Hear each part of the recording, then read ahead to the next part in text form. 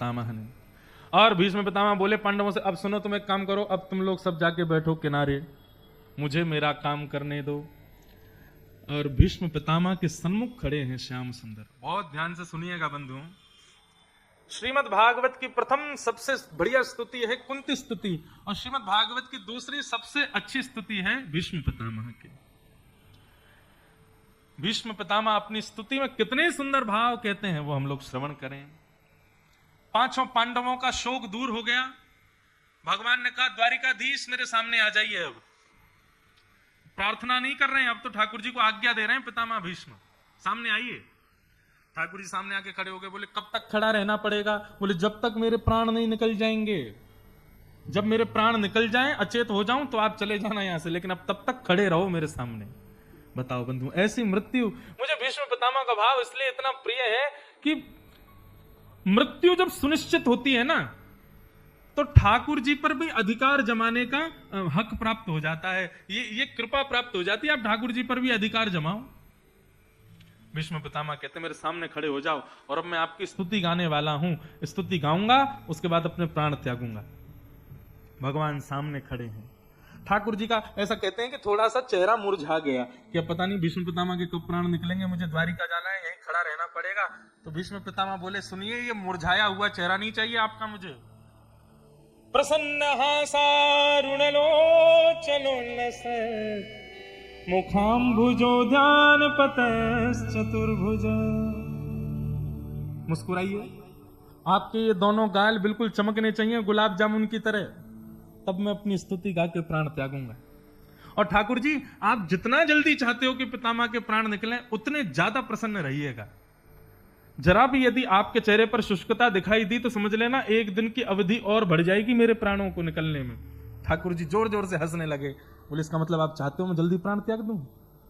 ये तो मैं आपको ऐसे ही बना रहा था, आप खड़े रहो, मैं तो तभी प्राण त्यागूंगा जब मेरा मन हो। भीष्म पितामह का और ठाकुर जी का जो संवाद है अति अद्भुत है। और भीष्म पितामह भगवान की स्तुति गाते हैं। पुष्पताग्रा छंद में भीष्म पितामह ने स्तुति गाई है। बंधु, यदि कोई इस स्तुति को याद कर ले और नित्य ठाकुर जी के सन्मुख बैठ के गाए ना, ऐसे व्यक्ति को प्राण निकलने से पूर्व अपने अंत काल में ठाकुर जी का दर्शन निश्चित होगा। ये भीष्म पितामह की स्तुति को वरदान है। बाकी की स्तुतियों से क्या मिले क्या ना मिले, लेकिन भीष्म पितामह की स्तुति का एक प्रमाण है, प्राण निकलने से एक क्षण पूर्व ही सही श्याम सुंदर सामने जरूर आएंगे। मैं तो नित्य गाता हूं, भीष्म पितामह की स्तुति मुझे बड़ी प्रिय है। 2-4 श्लोक गा देते हैं, महाराज जी बैठे हैं। श्री भीष्मोवाच इति मतिरुपकल्पिता वितृष्णा भगवत सात्वत पुंगवे विभुम्ने स्वसुखमुपगते क्वचिद्विहर्तुं प्रकृतिमुपेयुषि यद्भव प्रवाह त्रिभुवनकमनं तमालवर्णं रविकरगौरवराम्बरं दधाने वपुरलककुला वृताननाब्जं विजयसखेरतिरस्तु मेन वद्या युदितुर्गर्जो विधुम्न विश्व क्वच लुलित श्रमवार्यलङ्कृतास्ये मामनिशितशरै विविद्यमान त्वचि विलसत् कवचेस्तु कृष्ण आत्मा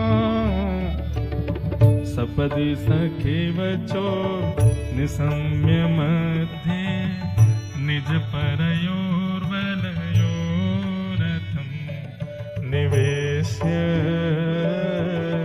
स्थितवति परशै निकायो रक्षणा हतवति पार्थ सखेरते ममस्तु।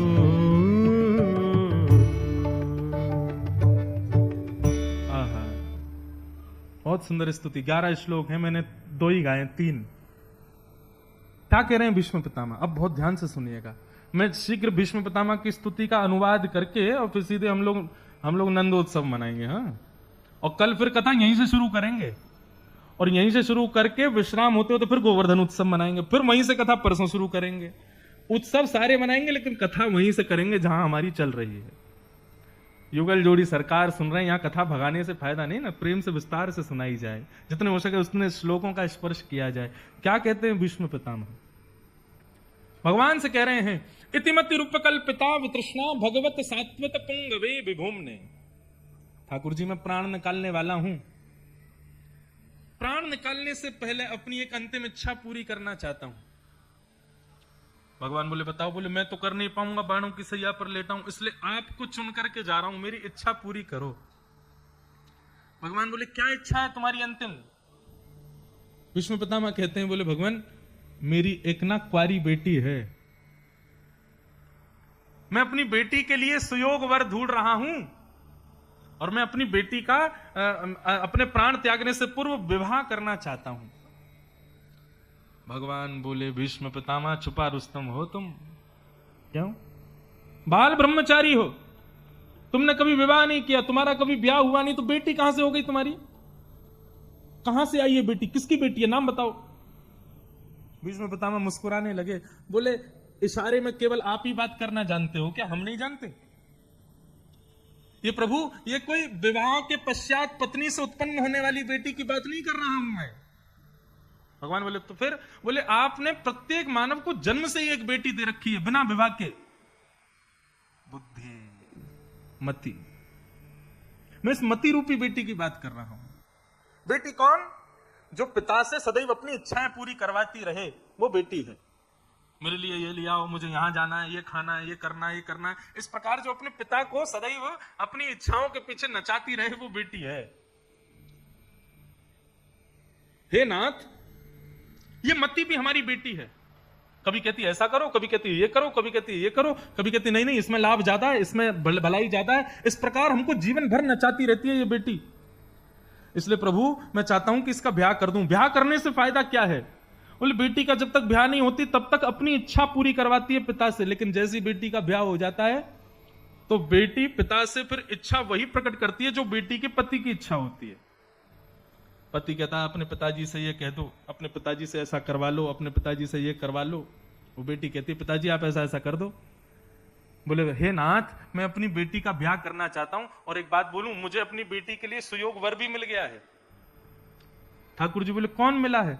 बोले, त्रिभुवन कमनम तमाल वर्णम रविकर गौर वराम वरम दधाने। मेरी बेटी के लिए सुयोग वर आपसे बढ़िया कोई नहीं, मेरी बेटी से आप ही ब्याह करो।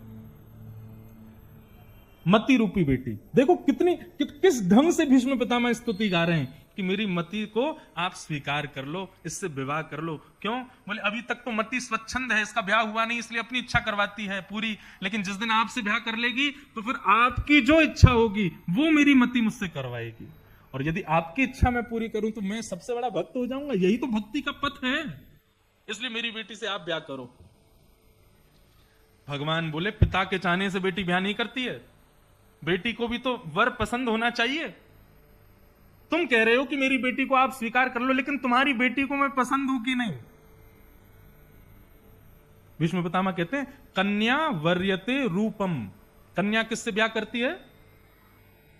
रूप से, ना ही धन से, ना दौलत से, ना, वो तो कभी कभी जरूरतें हो जाती हैं इसलिए करना पड़ता है, नहीं तो वास्तविकता यही है भैया कि कन्या जो है उसको रूप चाहिए। मेरा पति कैसा भी हो, लेकिन सुंदर होना चाहिए। तो बात अलग है कि माता पिता की आज्ञा हो जाती है तो फिर बेचारी को करना पड़ता है जहां चाहो, लेकिन उसकी मन की यदि जानना चाहो तो कन्या वर्यते रूपम, कन्या रूप से विवाह करती है। तुम्हारी बेटी को मैं पसंद हूं कि नहीं? तो भीष्म पितामह कहते हैं, त्रिभुवन कमनम तमाल वर्णम। एक तो आपका वर्ण कैसा? बोले, गोरे नहीं हो आप, तमाल वर्ण के हो। तमाल वर्ण के होते हुए भी आपने त्रिभुवन को अपना जो है अपने रूप पर मोहित कर रखा है। और कहां तक कहें, हमारे वृंदावन में तो कहते हैं, हे कृष्ण लला तुम होते लली तो गले कट जाते करोड़न के। तुमने बहुत बड़ी कृपा करी है जो तुम लाला बन के आए हो। हे कन्हैया, यदि तुम लाली बन के आए होते तो ये जितने वृंदावन जा रहे हैं ना, और वृंदावन जा जाकर के बिहारी जी के दर्शन करके केवल पागल होते हैं। यदि बिहारी जी लाली होते तो वृंदावन के बिहारी जी मंदिर में जाकर के लोग प्राण त्याग देते अपने, इतने सुंदर हो आप। और उसमें भी मुझसे ये कह रहे हैं कि अपनी बेटी से पूछ लो मैं उसको पसंद हूं कि नहीं। मेरी बेटी को आप बहुत पसंद हो प्रभु। सौंदर्य। ठाकुर जी बोले देखो केवल सुंदरता देख करके ब्याह नहीं करना चाहिए, संबंध नहीं बनाना चाहिए, दामाद के अंदर और भी कुछ लक्षण देखने चाहिए। भीष्म पितामह बोले सब गिनवाओ, यदि सब आप में ही नहीं दिखा दिए मैंने तो नाम मेरा पितामह भीष्म नहीं।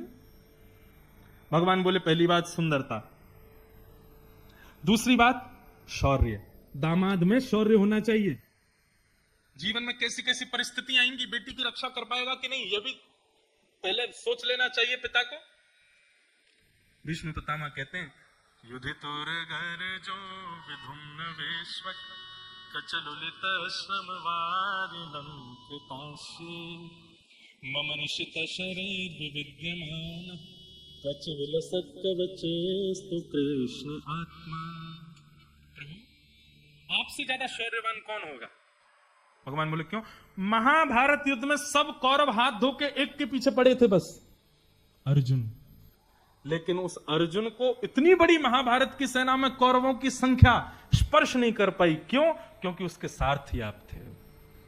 आप इतनी द्रुत गति से उसके रथ को घुमाते थे यहां से वहां कि हमारे बाण कभी जाके रथ के चक्के पर लगते थे, कभी ऊपर सिंहासन पर लगते थे, लेकिन सटीक इतना बड़ा अर्जुन एक बाण उसको स्पर्श नहीं कर पाया, एक खरोंच नहीं आई उसको महाभारत युद्ध में। क्यों?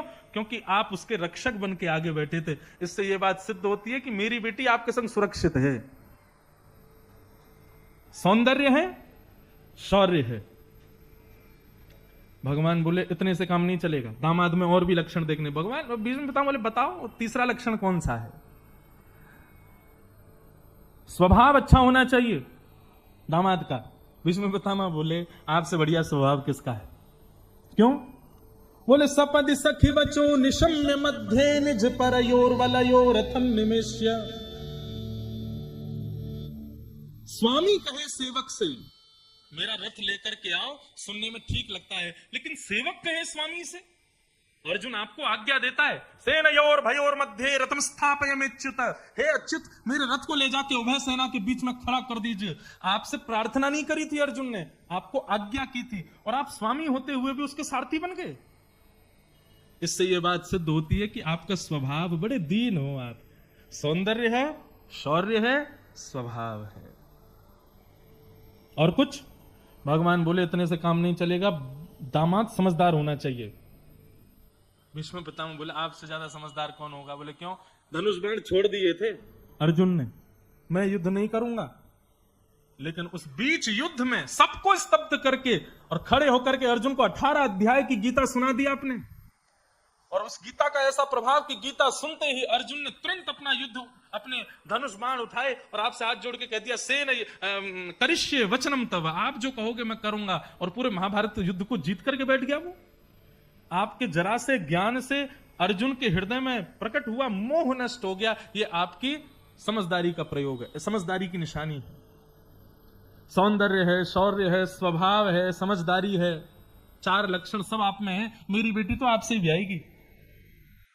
भगवान बोले इतने से काम नहीं चलेगा, दामाद प्रेमी होना चाहिए। भीष्म पितामह बोले आपसे बड़ा प्रेमी कौन है? महाभारत का युद्ध सुनिश्चित हुआ था, दुर्योधन और अर्जुन दोनों आपसे मदद मांगने के लिए गए। आपने क्या किया? बोले भैया एक तरफ मैं रहूंगा, एक तरफ मेरी सेना रहेगी, लेकिन मैं तो वचन देता हूं कि मैं शस्त्र नहीं उठाऊंगा। दुर्योधन ने कहा बिना शस्त्र के एक आदमी को ले जाना अच्छी बात है कि सशस्त्र इतनी सारी सेना को ले जाना? तो दुर्योधन ने आपकी सेना मांग ली, आपको छोड़ दिया और आप अर्जुन के पक्ष में चले गए। आपको पता है दुर्योधन जब लौट करके सेना लेकर के आया ना, सब बड़े खुश थे, लेकिन मैं खुश नहीं था। मैंने दुर्योधन से पूछा दुर्योधन कृष्ण क्यों नहीं आए हमारी तरफ? तब उसने बताया कैसे लाता उनको। उन्होंने तो प्रतिज्ञा ली है कि वो शस्त्र नहीं उठाएंगे महाभारत युद्ध में। बोले जब मुझे ये बात पता चली कि आप शस्त्र ना उठाने का प्रण ले चुके हो, उसी समय गंगा के जल को हाथ में लेकर के मैंने भी प्रतिज्ञा धारण की थी। वासुदेव कर चक्र न धरहि तो तुमको मुख न दिखाऊं, लाजत है मेरी गंगा जननी में शंतनु सुत न कहाऊं।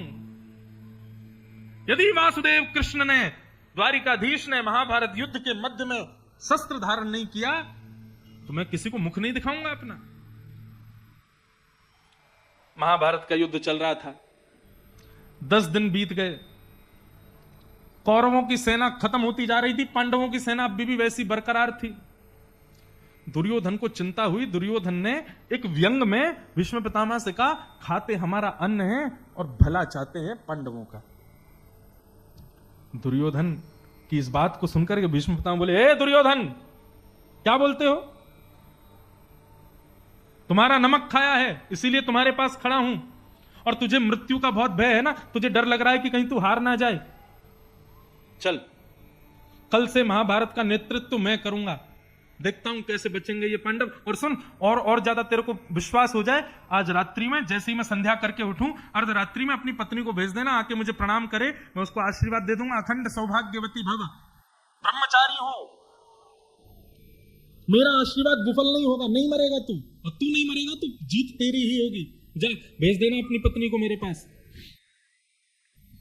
दुर्योधन बोला, आप तो नाराज हो गए, मैं तो आपको थोड़ा गर्म कर रहा था, बस कि आप ठंडे मत पड़ो, नहीं गर्म रहो। लेकिन वहां पर कान खड़े थे द्वारिकाधीश के। बोले, अच्छा तो रात में ये बवाल होने वाला है। भानुमति पहुंचे, उससे पहले द्रौपदी को पहुंचाना है। अब द्वारिकाधीश पहुंचे द्रौपदी के पास, द्रौपदी को उठाया, खुद ने ऊंची धोती पहन ली, सिर पर स्वाफा वाफा बांध लिया, अपने मुख को ऐसे ढक लिया कि किसी को पता ना चले कौन है। द्रौपदी को ले गए, बोले, द्रौपदी सुन, चुपचाप जाना, भीष्म पितामह को प्रणाम करना, घूंघट करके जाना, उठाना नहीं घूंघट, और प्रणाम करते जैसे भीष्म पितामह आशीर्वाद दें तुरंत बाहर आ जाना। द्रौपदी बोली, भीष्म पितामह ने यदि पूछ लिया कि कौन आया संग में, तो बोले, कह देना हमारा नौकर आया है। नौकर का नाम पूछ लिया तो बोल देना गोपाल भैया आया है। बोले, पूछ लें क्या करता है, तो बोले, कह देना दूध काटता है हमारी गैया का। अब तो सुन, तू ज्यादा बोल मत कर, चुपचाप जा और जाके भीष्म पितामह को प्रणाम करना, नौबती ना आए कुछ बोलने की, चुपचाप आशीर्वाद लेके भागाना।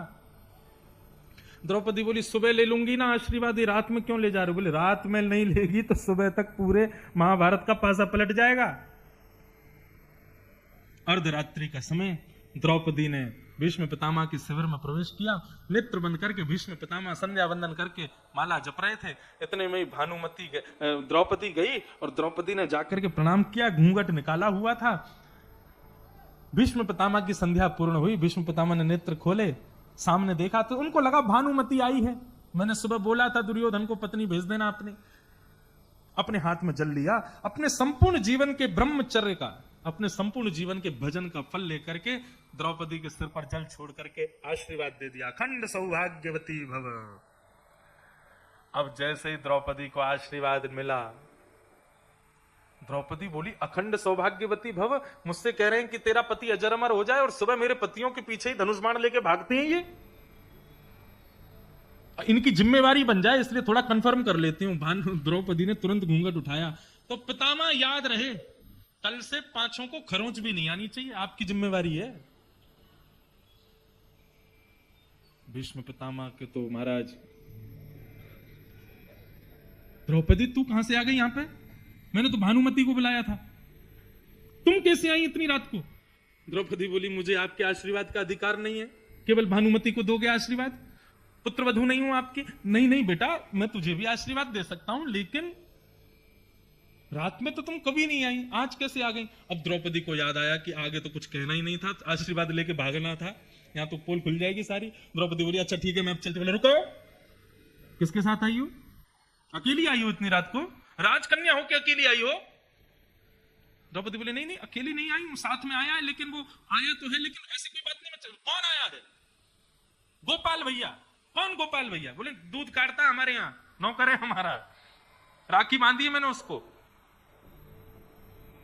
चल बाहर चल, दिखा मुझे कौन सा तेरा गोपाल भैया, मैं भी तो देखूं। अरे आप राजा हैं, आप इतने बड़े वीर हैं, आप बाहर जाएंगे अच्छा लगता है, आप नहीं, चल मेरे साथ। निकल करके आए भीष्म पितामह, शेर की तरह धाड़ मारते हुए बोले, कहां है गोपाल भैया? भगवान को तो वहीं पटक लग गई है। बोले, फंस गया। मना किया था इसको कि बोलना नहीं, भीतर जाके चुपचाप आशीर्वाद लेके भागाना, लेकिन शांत नहीं रही, आप फंस गए। गोपाल भैया दूर से चलते हुए आ रहे, ऊंची धोती पहनी है, सिर पर स्वाफा बांधा हुआ है। भीष्म पितामह बोले, जल्दी आओ इधर। तो भीष्म पितामह तो महाराज इतने पराक्रमी थे, इतने बलवान थे कि उनके स्वर को सुनकर के साधारण व्यक्ति कांप जाए। ठाकुर जी गए। कौन हो भैया? गोपाल भैया। बोले जी जी मैं हूं। जरा जरा अपना मुखमंडल दिखाना, कैसे हो तुम? और जैसी लालटेन की लौ तेज करके ठाकुर जी के मुख की ओर देखा तो थोड़ा छिपा रखा था, ऐसे पाग बांधी हुई थी, काजल वाजल थोड़ा बिगाड़ रखा था कि कहीं मैं पहचान में ना आ जाऊं। विष्णु प्रताप बोले, ए द्रौपदी, ये तेरा गोपाल भैया कहीं देखा है मैंने? कहीं तो देखा है। अपना पल्लू लेकर के ठाकुर जी के काजल को मिटाया और जैसे ही पाग हटाई, मोर पंख छिपा छिपू के आए थे ठाकुर जी, सोई वो प्रकट हो गया। सुंदर अलकावलियां प्रकट हो गई। ठाकुर जी के सौंदर्य को देख करके आकाश में चंद्रमा जो बादलों में छिपा हुआ था, उसने मन में विचार किया ठाकुर जी के रूप को उजागर किया जाए। बादलों को हटा करके चंद्रमा की किरणें जैसे ही श्री श्याम सुंदर के अंग पर पड़ी है, श्री राधा रमन लाल जी की एक अद्भुत छटा प्रकट हो गई भीष्म पितामह के सन्मुख। भीष्म पितामह बोले, अच्छा तो ये है तेरा गोपाल भैया। क्यों रे गोपाल भैया, क्यों रे छलिया माखन चोर मरकट बंधु, सारे उल्टे सीधे काम करने आते हैं तुझे?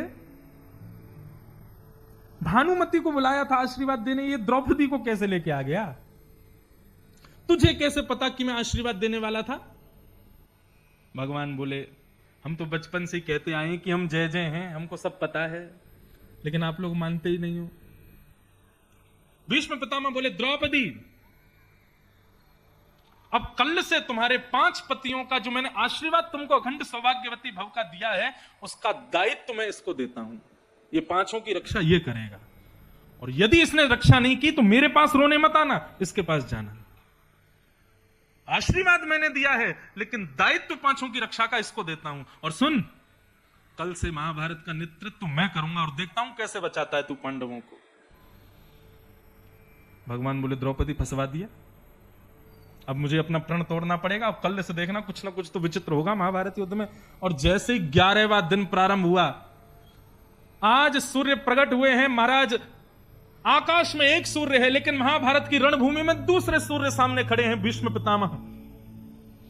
जैसे ही रथ लेकर के निकले, पहला बाण आकाश में अभिमंत्रित करते हुए छोड़ा है। एक बाण में से अनेक बाण निकले। जितनी सेना 10 दिन में पांडवों ने कौरवों की खत्म की, उतनी सेना चंद मिनटों में अकेले भीष्म पितामह ने खत्म कर दी पांडवों की। मतलब देखने में ऐसा लग रहा था कि भीष्म पितामह अभी तक बैठे ही थे, बस शुरुआत तो अब करी उन्होंने। अर्जुन बोला, भगवान ये क्या हो रहा है? बोले, बस अब गिनती गिनो, थोड़ी बहुत देर में ही सारा युद्ध आज ही समाप्त हो जाएगा, अकेला भीष्म पितामह लड़ रहा है।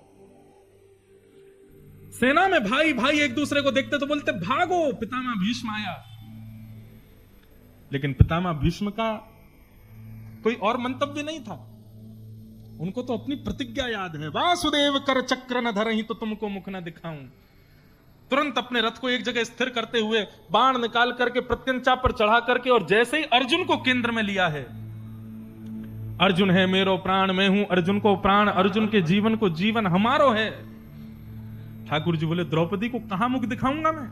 अर्जुन के प्राणों की रक्षा करनी पड़ेगी। एक तरफ भीष्म पितामह बाण चढ़ा के खड़े हैं, दूसरी तरफ ठाकुर जी मन में विचार कर रहे हैं, मेरी प्रतिज्ञा है शस्त्र नहीं उठाऊंगा। तभी ठाकुर जी सोचते हैं, अपनी प्रतिज्ञा तोड़ो, अर्जुन को बचाना है। तभी देखते हैं सामने एक रथ का चक्का टूटा हुआ पड़ा है। दृष्टि तो है पितामह भीष्म की ओर, लेकिन दौड़े हैं ठाकुर जी उस रथ के चक्के की ओर। 2 बार उठाने पर तो केवल धूल हाथ में आई, तीसरी बार क्रोध में भर करके जैसे ही ठाकुर जी ने रथ का चक्का उठाया है, मानो जैसे कुरुक्षेत्र के रण की भूमि में भगवान नृसिंह प्रकट हो गए हों। आंखें लाल पड़ी हैं, गाल लाल हो गए ठाकुर जी के, और एक दिव्य ध्वनि करते हुए दौड़े हैं पितामह भीष्म की ओर मारने के लिए। पितामह भीष्म ने अपने धनुष बाण दोनों नाजुक किए और नीचे रख करके जोर से ताली बजाने लगे। बोले, वाह वाह वाह, जय हो जय हो जय हो। आप कहो मैं शस्त्र बिन भूमि हरहूं सब भार। आपने तो बड़ी प्रतिज्ञा ली थी कि आप बिना शस्त्र के भूमि के भार को हर लोगे, इस महाभारत युद्ध को जिता दोगे। तू हमको क्षत्रिय नागिने बोल ही वचन विचार। अरे हम भी क्षत्रिय हैं, हम भी योद्धा हैं, हमारे सामने आगे से कुछ कहो ना, सोच विचार के कहना। शस्त्र नहीं उठाऊंगा, क्या है तुम्हारे हाथ में? दार चक्र हरि हस पड़ो दियो उत्तर ब्रजराज। हमारे ब्रज को लाला उत्तर दे रहे है कि मैंने शस्त्र क्यों उठाया। दार चक्र हरिहस पड़ो दिय उत्तर ब्रजराज, आज तजी प्रतिज्ञा मोरी में तोरी प्रतिज्ञा काज। हे पितामह, ज्यादा प्रसन्न मत होइए। आपने प्रतिज्ञा ली थी कि वासुदेव के हाथ में मैं शस्त्र धारण करवाऊंगा, और यदि मैंने ऐसा नहीं करवाया, वासुदेव कर चक्र न धरहि तो तुमको मुख न दिखाऊं, लाजत है मेरी गंगा जननी, मैं संतनु सुत न कहूं। मैं संतनु महाराज को दुखी नहीं करना चाहता, मैं गंगा जी को दुखी नहीं करना चाहता, और सबसे बड़ी बात बताऊं पितामह, मैं तुमको दुखी नहीं करना चाहता। थोड़ी देर में तुम्हारी मृत्यु होने वाली है, यदि मैं शस्त्र नहीं उठाऊंगा तो तुम जब मरोगे तो उल्टे गिरोगे, अंतिम समय में मेरा दर्शन नहीं कर पाओगे। इसलिए मैंने शस्त्र उठाया ताकि जब तुम्हारी मृत्यु हो तो तुम सीधे गिरो, क्योंकि तुमने कहा मुख नहीं दिखाओगे, और जब सीधे गिरोगे, सीधे लेटोगे, तभी तो मेरा दर्शन करोगे। ये अंतिम समय में तुमको दर्शन मेरा हो जाए, इसलिए मैंने शस्त्र हाथ में उठाया। बात समझ में आई कि बाउंसर चली गई सिर के ऊपर से? प्रबल प्रेम के पाले पड़कर हरि को नियम बदलते देखा, अपना मान टले टले जाए पर भक्त का मान न टलते देखा। आज पितामह कह रहे हैं, बोले प्रभु आप जैसा प्रेमी कोई नहीं, यदि आपने शस्त्र नहीं उठाया होता, आप चाहते तो अपनी भ्रगुटी टेढ़ी कर देते, उसी से ही पांडव जीत जाते, लेकिन शस्त्र ही क्यों उठाया? क्योंकि आपको मेरी प्रतिज्ञा पूरी करनी थी, आपको अपने भक्त की प्रतिज्ञा पूरी करनी थी। पितामह भीष्म ने कहा, मेरी मति को स्वीकार कीजिए भगवान, सारे अच्छे दामाद वाले लक्षण सब हैं आपके अंदर। और तब ठाकुर जी ने पितामह भीष्म का हाथ पकड़ा और कहा, पितामह तुम एक बात, हमको बस एक बात बता के जाओ, तुमने कौरवों का संग क्यों किया? तुम जानते थे कि वो दूषित हैं, उनकी मति दूषित है, तुमने फिर भी उनका संग क्यों किया? पितामह ने बहुत सुंदर उत्तर दिया, बोले भगवान व्यक्ति दर्शन कब कर पाता है? जब सन्मुख होता है। अगल बगल में या पीछे खड़ा हो तो दर्शन नहीं कर पाता। युधिष्ठिर आपके बगल में था, भीम आपके बगल में था, अर्जुन आपके पीछे था, इनको आपका दर्शन का सुख नहीं मिला। दर्शन का सुख तो मुझे मिला, क्योंकि मैं कौरवों के पक्ष में सामने खड़ा था, आपको देखने के लिए कौरवों के पक्ष में गया था, ताकि आपका दर्शन मुझे हो सके। आज पांडव नेत्रों से अश्रुधार बहा रहे हैं पितामह के इन भावों को सुन करके, और देखते ही देखते पितामह भीष्म ने अपनी मति को ठाकुर जी के चरणों में अर्पित करते हुए, जैसे ही उत्तरायण के सूर्य हुए, पितामह भीष्म के मुख से एक दिव्य ज्योति प्रकट हुई और प्राण निकल करके भगवान में जाकर के समाविष्ट हो गए। बोलो भक्त वत्सल भगवान की। कितना अच्छा स्वभाव है ठाकुर जी का, लेकिन अब ठाकुर जी बदल गए हैं। पहले बहुत अच्छे थे, विष्णु पितामह पे कृपा कर दी, अघासुर बकासुर धेनुकासुर तृणावर्त सब पे कृपा की, और आज से 500 वर्ष तक भी ठाकुर जी बहुत बढ़िया थे। सूरदास पे कृपा की, तुलसीदास पे कृपा की, सब पे। ये हमारे लिए ही बदल गए हैं। इसीलिए बिंदु जी महाराज कहते हैं, शिकायत करो ठाकुर जी से, इतने अच्छे थे आप तो फिर बदल क्यों गए? क्या वह स्वभाव पहला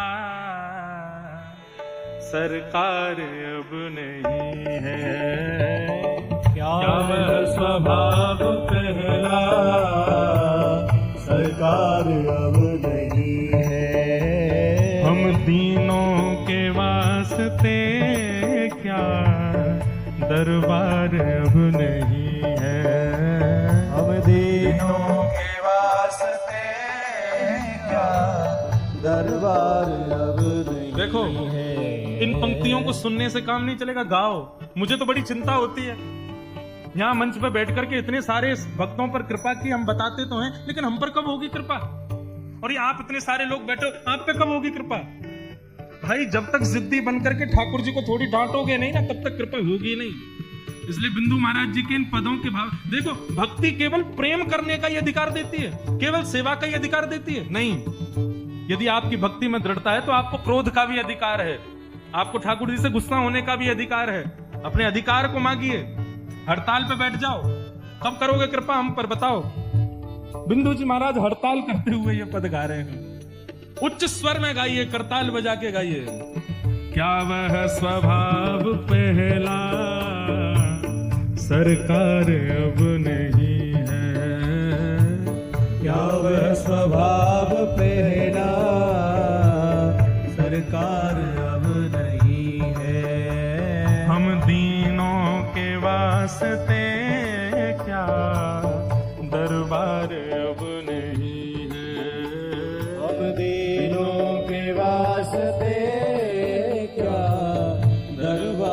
अब नहीं है। ओ या तो दयालु मेरी दृढ़ दीनता नहीं है, या तो दयालु मेरी दृढ़ दीनता नहीं, या तो मेरी दीनता में कोई कमी है, या तो मेरे दीनत्व में कोई कमी है, मेरी भक्ति में कोई कमी है।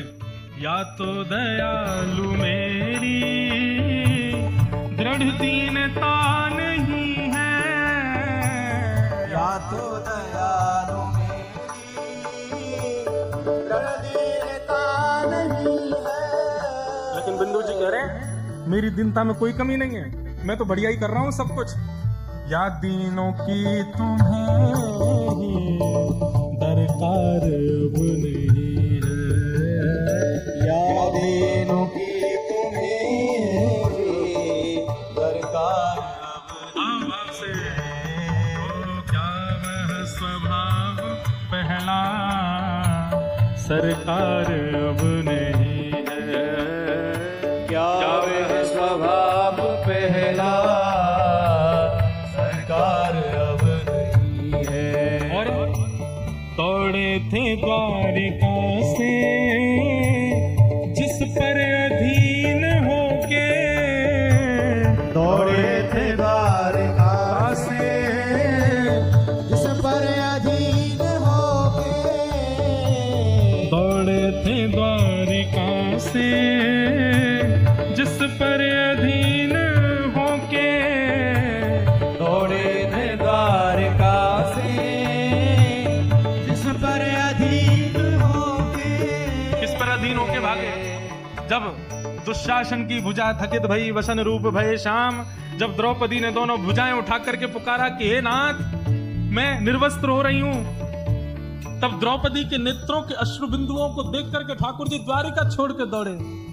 ओ दौड़े थे द्वारिका से जिस पर अधीन होके, दौड़े थे द्वारिका से जिस पर अधीन होके, उस अश्रु बिंदु से भी क्या प्यार अब नहीं है, उस अश्रु बिंदु से भी क्या प्यार अब भाव से नहीं है। ओ क्या वह स्वभाव पहला सरकार अब नहीं है, क्या वह स्वभाव पहला सरकार अब नहीं है। हम दीनों के वास्ते क्या दरबार अब नहीं है, हम दीनों के वास्ते क्या दरबार अब नहीं है। ओ जिससे कि द्विज सुदामा त्रैलोक्य पा गया था, जिससे कि तुझे सदा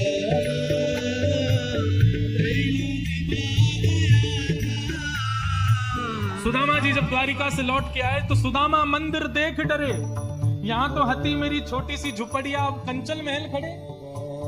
इतनी उदारता, इतनी कृपा की उसके ऊपर। जिससे कि द्विज सुदामा त्रैलोक्य पा गया था, जिससे कि तुझे सदा त्रैलोक्य पा गया था। क्या उस उदारता में कुछ सार अब नहीं है, क्या उस उदारता में कुछ सार अब नहीं। करताल बजा के गाओ। क्या वह स्वभाव पहला सरकार अब नहीं है, क्या वह स्वभाव पहला सरकार अब नहीं है। ओ हम दीनों के वास्ते क्या दरबार अब नहीं है, हम दीनों के वास्ते क्या दरबार अब नहीं है। ओ गोविंद बोलो हरि गोपाल बोलो, गोविंद बोलो हरि गोपाल बोलो, हे गोविंद बोलो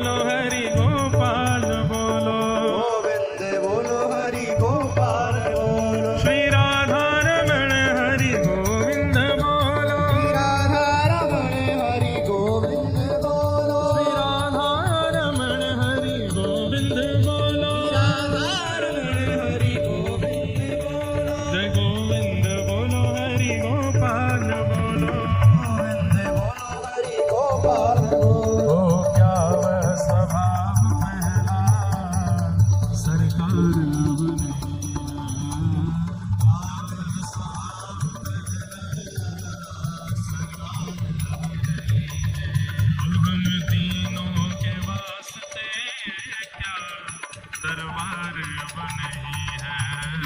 दीनों के वास्ते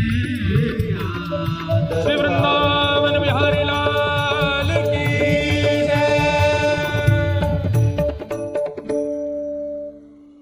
ठाकुर जी के स्वभाव तो बड़े मधुर हैं, सुनते तो हम बहुत हैं, लेकिन हम पे कब कृपा करोगे नाथ? इस स्वभाव का दर्शन हमें कब कराओगे? जल्दी कराएंगे ठाकुर जी। बस स्वयं को स्वभाव का अधिकारी बनाना, और अधिकारी बनाने के लिए तो कथा सुनते हैं हम लोग, ताकि हम उस स्वभाव के अधिकारी बन जाएं। तो बस इस अधिकारत्व में और प्रसंग हम लोग सुनेंगे। लेकिन आज चतुर्थ दिवस है, कृष्ण जन्मोत्सव होना चाहिए, अभी शाम का कार्यक्रम भी होना है, तो आज सीधे हम लोग गोकुल चलते हैं। कल कथा यहीं से शुरू करेंगे। हाँ, एक ये नया क्रम हम यहाँ शुरू कर रहे हैं कि कथा जहां चल रही है वहां चलने दो, उत्सव हम लोग अभी मनाते हैं।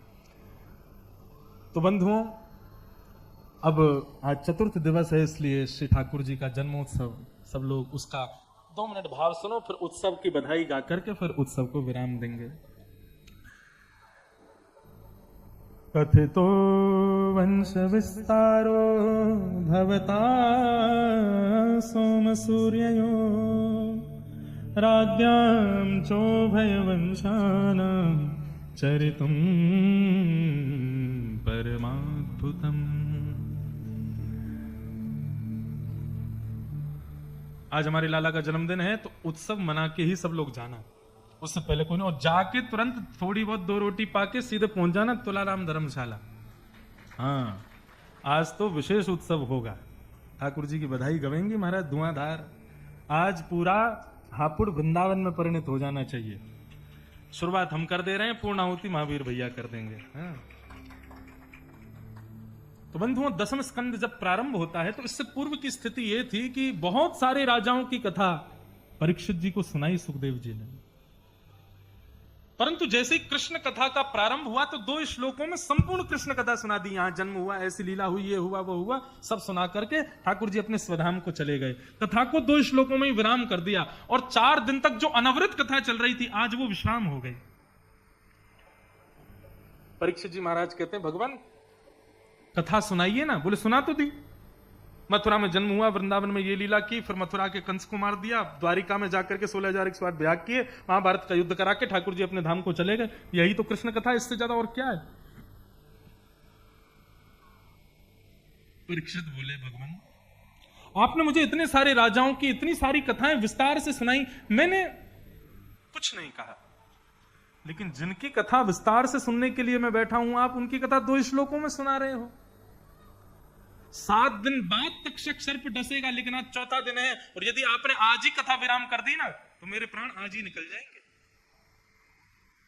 मेरी कथा के प्रति इतनी रति हो गई है, इतनी मति हो गई है, ऐसी गति हो गई है कि अब मुझे केवल कथा चाहिए। इसलिए भगवान मुझे विस्तार से सुनाइए। नहीं लगती मुझे भूख, नहीं लगती मुझे प्यास, नहीं मुझे उठना, मेरे शरीर को अब किसी वस्तु की आवश्यकता नहीं है, क्योंकि मेरे शरीर की सारी इच्छाओं के रूप में केवल कृष्ण विद्यमान है।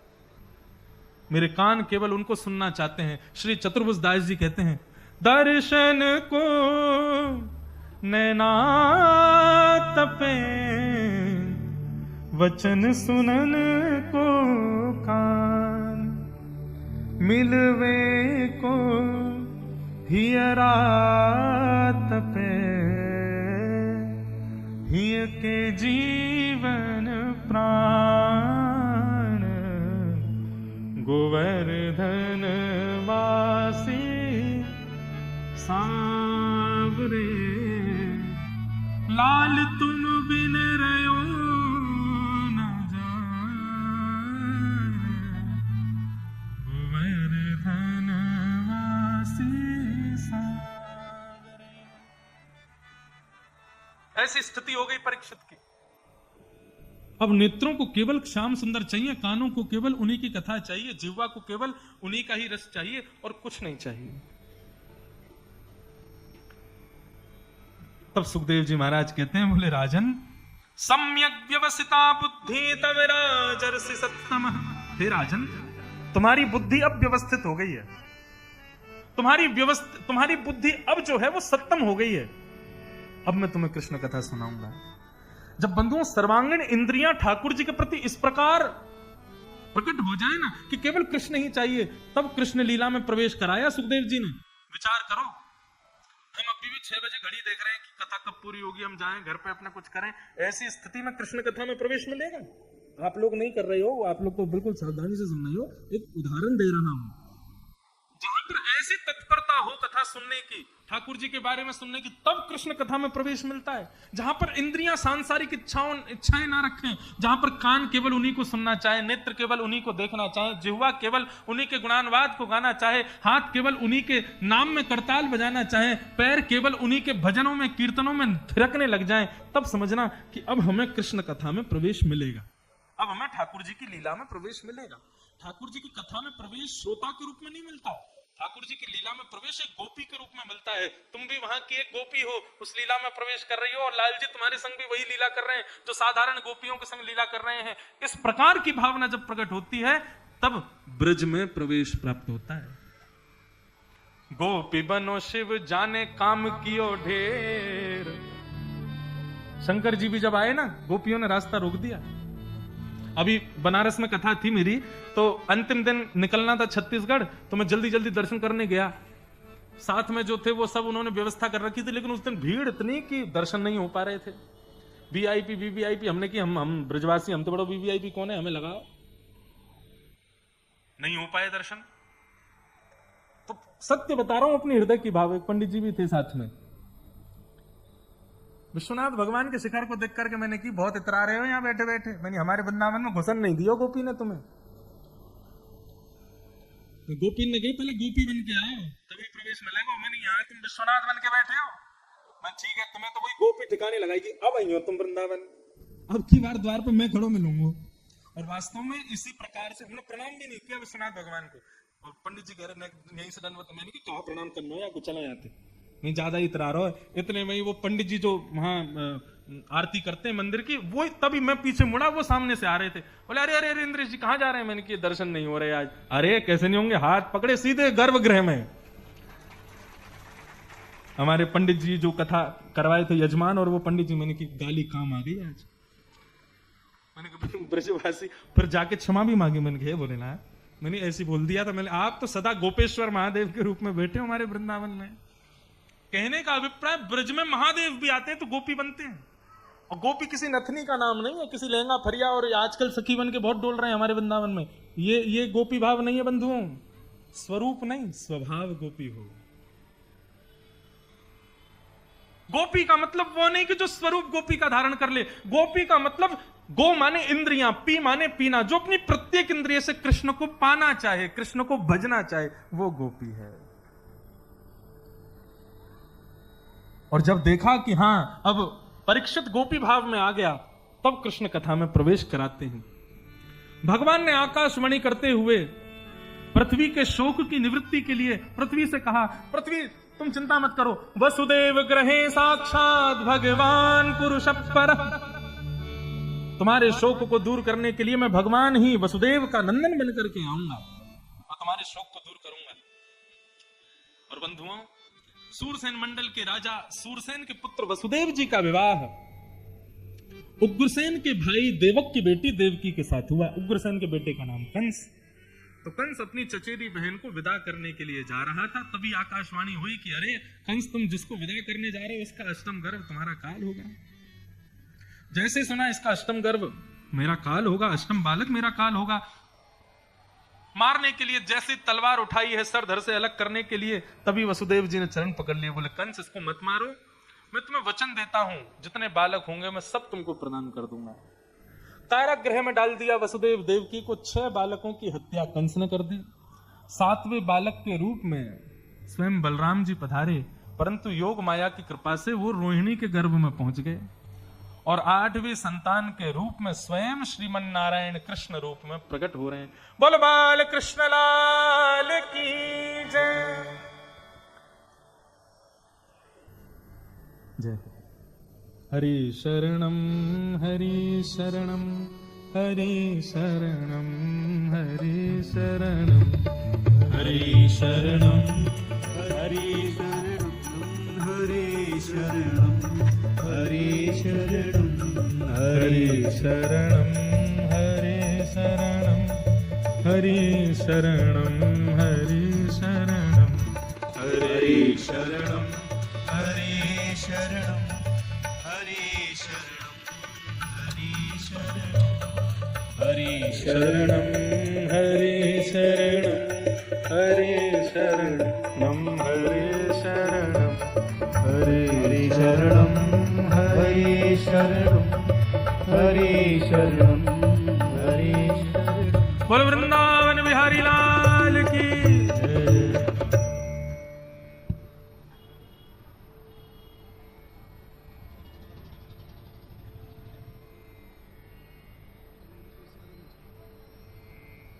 आज परम सौभाग्य है कि ठाकुर जी के जन्मोत्सव के क्रम में श्री नंद बाबा के रूप में और वसुदेव जी के रूप में दोनों महापुरुष हमारे मध्य में विराजमान हैं।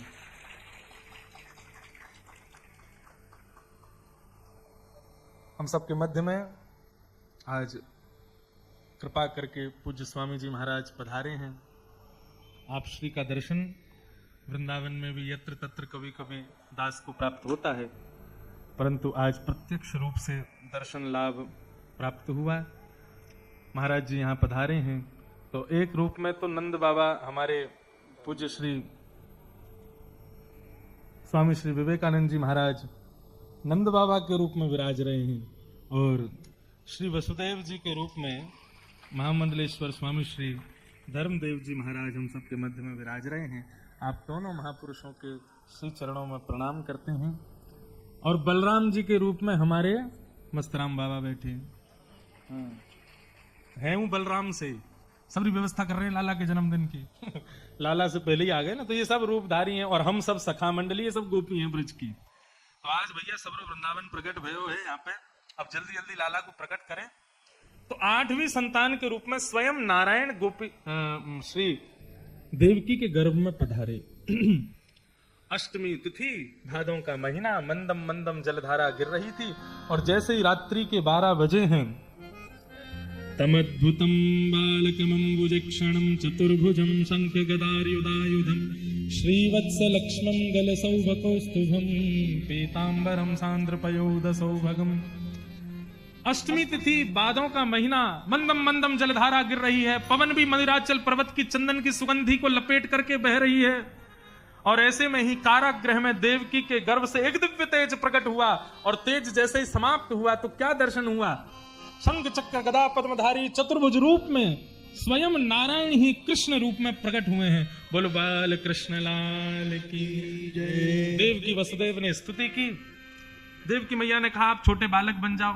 ठाकुर जी बोले मैया, मामा कंस जन्म लेती बालकों को मार देता, इसलिए हम तो सब संग लेके आए हैं, शंख चक्र गदा पद्म, आते ही मामा को मार देंगे। देव की बोली लेकिन आप बालक बनो, एक बालक को गोद में लेने का जो सुख माँ को प्राप्त होता है वो सुख हमें प्रदान करो। ठाकुर जी बोले हम बालक बन गए तो फिर दोबारा से भगवान बनने में तो फिर समय लगेगा, फिर तो हमको पूरी लीला करनी पड़ेगी। तो माँ अभी हम बालक बनते हैं, आपके पयोधर का पान करेंगे, लेकिन उसके बाद हमको गोकुल पहुंचवा देना। और गोकुल में अभी अभी यशोदा मैया ने एक लाली को जन्म दिया है, वो ला करके आप कंस को दे देना। वो साक्षात अष्टभुजी देवी भद्रकाली है। सब लोग इधर देखो, इधर देखो। हमारी इच्छा होगी तो ही ठाकुर जी भीतर आवेंगे। अब पीछे नहीं देखो, अभी यहीं देखो, सब कथा सुनो। जब उनका आने का समय होगा तभी आएंगे। ठाकुर जी बोले अब हमको आप गोकुल छोड़ के आओ। वसुदेव जी बोले हथकड़ियां बेड़ियां इतने सारे सैनिक, बोले मेरे आश्रय में आओगे सारे बंधन अपने आप टूट जाएंगे। और जैसे ही ठाकुर जी के चरण पकड़े हैं वसुदेव जी ने, हथकड़ियां खुल गई, बेड़ियां खुल गई। ये कहने को हथकड़ी बेड़ी हैं, लेकिन बंधुओं संसार के जितने बंधन हैं वो कब तक है? जब तक ठाकुर जी के चरण आपने नहीं पकड़े। ठाकुर जी के आश्रित होते ही बंधन छोड़ने नहीं पड़ते, बंधन आपको छोड़ देते हैं, बंधन आपका त्याग कर देते हैं। बंधनों ने सबने त्याग कर दिया, सारे सैनिक सोए हैं, और वसुदेव जी डलिया में लेकर के जा रहे हैं ठाकुर जी को। कहां? गोकुल की ओर। गोकुल पहुंचे, जाकर के यशोदा जी के बगल में लाला को सुला दिया, लाली ला करके कंस को दे दी। कंस को सिर पर पाद प्रहार करके लाली अष्टभुजी देवी बन गई, और कहा कि कंस तुम्हारे शत्रु ने तो जन्म ले लिया ब्रजमंडल में। अब कंस भगवान को ढूंढने के लिए राक्षसों को बुला रहा है। अब यहां इनको करने दो जो करने, हम चलते हैं सीधे गोकुल। नंद बाबा 80 वर्ष के है गए, लेकिन अभी तक लाला नाय भयो। परंतु अब सबन को लगवे लगी कि भैया लाला होएगो। नंद बाबा तो गौशाला में बैठ के माला जप रहे हैं, अभी तो भयो ना है, अभी तो भयो ना है, अभी तो भयो ना है, जाने कब होएगो। लेकिन अब सबन को लगन लगी कि अब के बार तो लाला होएगो। नंदा सुनंदा नंद बाबा की बहनन ने जाकर के जैसे यशोदा मैया के बगल में देखो एक नीलमणि जैसो बालक सोयो है, 21 बार हरिशरणम को जाप करके जैसे ही चदरिया हटाई है महाराज, है क्या है क्या है क्या है क्या है क्या है क्या। नंदा सुनंदा ने एक दूसरे को मुख बंद किया, तो ये सुनंदा, ये रही सुनंदा बुआ। हाँ सब मिल गए, नंद बाबा वसुदेव जी सब मिले, नंदा सुनंदा भी तो मिलनी चाहिए, कैमरा वाली सुनंदा। सुनंदा ने जैसी चदरिया हटाई बोले भैया अब तो है गयो, लेकिन सबसे पहले ये खबर जाके बाबा नंद को सुनाएंगे। नंद बाबा के पास गई, दोनों नंदा सुनंदा ने घेर लिए, बोले बाबा है क्यों है क्यों है क्यों है क्यों। बाबा बोले कहा भयो, बोले अब तो है गयो। बोले भयो कहा, बोले पहले ये बताओ कहा दोगे। बोले जो तू मांगेगी सो देंगे। 9 लाख को हार चाहिए, बोले 9 लाख को 16 लाख को दूंगा, तू बता तो सही कहा भयो। बोले आपने इतने ब्राह्मण जमाए, इतने ब्रजवासी जमाए, इतनी गैयान की सेवा करी, इतने सब संतन की सेवा करी, इन सबन के आशीर्वाद से आपके घर नीलमणि जैसा लाला भयो है, बधाई हो। अरे रुको रुको रुको, नहीं रुको, हाँ वहीं खड़े हो जाओ बस, जब हम गाएं तब आना। और सब लोग इधर देखो।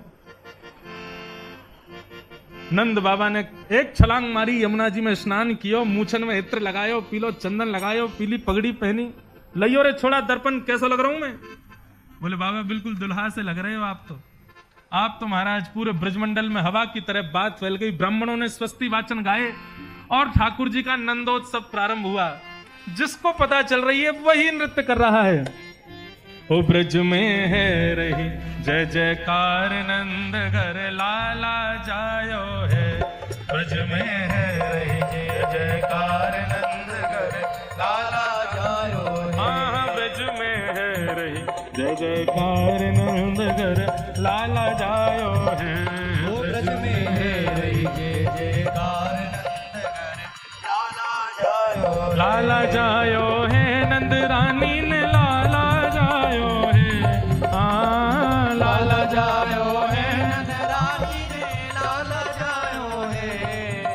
मंच पर विराजे हुए महापुरुषों को छोड़ करके बाकी आप लोगों में से जो भी नहीं गाएगा, जो करताल नहीं बजाएगा, उसको अपने बगल वाले की सौगंध है। अरे प्रेम से भुजा उठा के भाव से, ओ ब्रज में है रही जय जयकार, नंद घर लाला जायो है। ओ ब्रज में है रही जय जयकार, नंद घर लाला जायो है। हाँ ब्रज में है रही जय जयकार, नंद घर लाला जायो है। ब्रज में है रही जय जयकार, नंद के लाला यूथ के यूथ नंद घर आवे, यूथ के यूथ नंद घर आवे, यूथ के यूथ नंद घर आवे, यूथ के यूथ नंद घर आवे। बाल बाल सब हिल मिल गावे, बाल बाल सब हिल मिल गावे, बाल बाल सब हिल मिल गावे, बाल बाल सब हिल मिल गावे। ब्रह्मानंद समान आज सुख सबने पायो है। सबने पाया है। अरे हाँ ब्रह्मानंद समान आज सुख सबने पायो है। ब्रह्मानंद समान आज सुख सबने पायो है। ओ ब्रज में ऐसी रूखी जय हो नहीं चाहिए हमें, अरे नेक भाव से। ओ ब्रज में, ओ ब्रज में, ओ ब्रज में है रही जय जयकार, नंद घर लाला जायो है। ब्रज में है रही जय जयकार, नंद घर लाला जायो है। हाँ ब्रज में है रही जय जयकार, नंद घर लाला जायो है। ब्रज में है रही जय जयकार, नंद घर लाला जायो है। ब्रज 84 कोस में भैया, 84 कोस में भैया।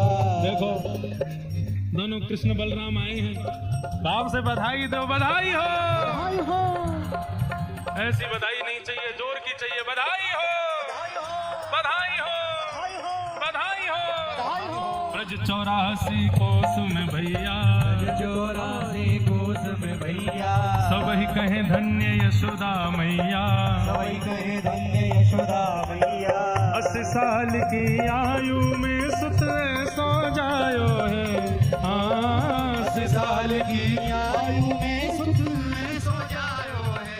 अरे हाँ 80 साल की आयु में सुत सो जायो है, हाँ 80 साल की आयु में सुत सो जायो है। ओ ब्रज में है रही जय जयकार नंद घर लाला जायो है, ब्रज में है रही जय जयकार नंद घर लाला जायो है। हाँ लाला जायो है, लाला जायो है। भुजा उठाओ दोनों, आशीर्वाद दो लाला को। जियो श्याम लाला, जियो श्याम लाला, पीली तेरी पगड़ी रंग काला, जियो श्याम लाला जियो श्याम लाला, पीली तेरी पगड़ी रंग काला। ओ मथुरा से आए नंद लाला, मथुरा से आए नंद लाला, ओ मथुरा से आए नंद लाला, मथुरा से आए नंद लाला। महाराज जी नंद बाबा के रूप में बधाई दो, महाराज जी को बधाई हो। ओ मथुरा से आए नंद लाला, मथुरा से आए नंद लाला,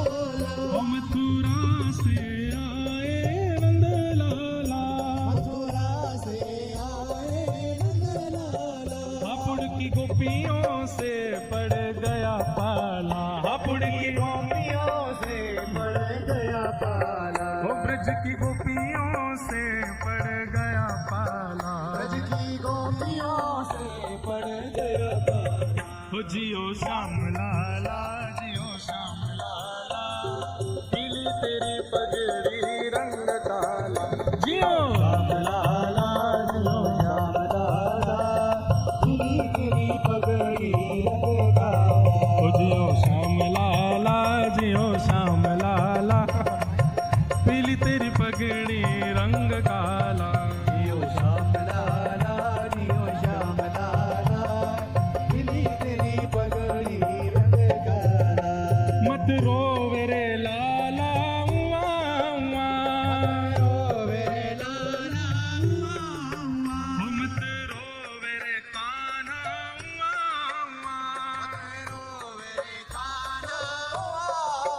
ओ तो है समझावे सोनंदा भुआ, ओ तो है समझावे सोनंदा भुआ,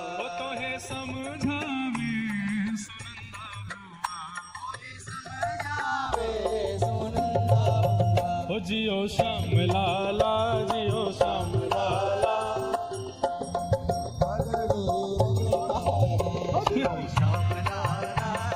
लाल जी माइक पकड़ के बैठे हैं, बोले मैं गाऊंगा,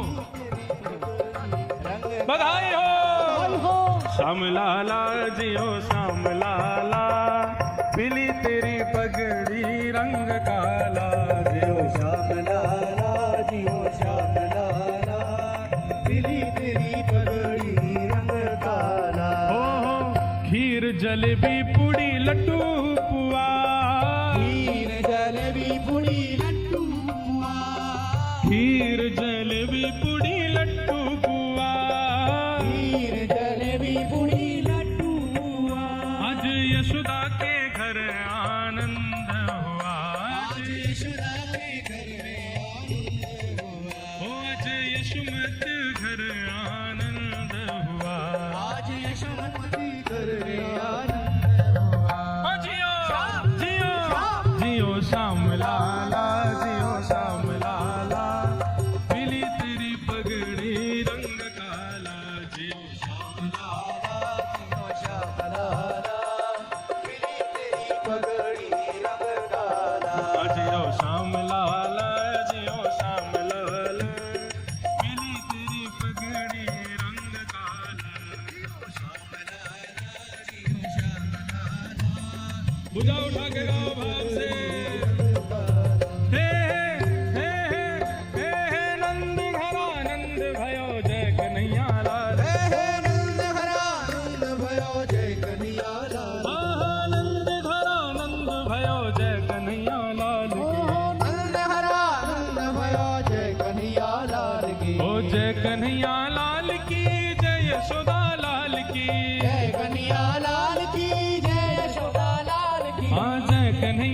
लाल की जय, यशोदा लाल की जय कन्हैया लाल की जय, यशोदा लाल हे नंद घर आनंद भयो, जय कन्हैया लाल की नंद घर आनंद भयो, जय कन्हैया लाल नंद घर आनंद भयो, जय कन्हैया लाल नंद घर आनंद भयो। जय कन्हैया लाल की। मंच पर खड़े हैं केवल वो लोग छोड़ के, अब जितने खड़े हो 2 से 2.25 नहीं हो जाए, 2 फीट ऊपर उछलना, हाँ? क्योंकि मंच पे अगर उछलने की आज्ञा दे दी तो व्यास जी नीचे आ जाएंगे फिर।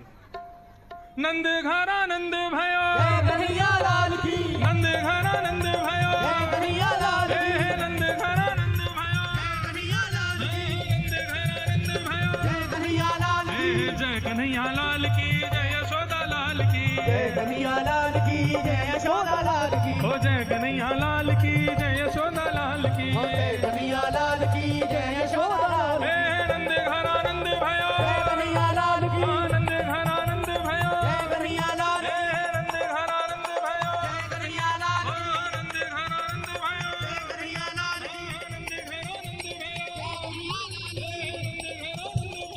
कन्हैया लाल की नंद घर आनंद भयो, बाल कृष्ण लाल की, नंद के लाला की जय, जय श्री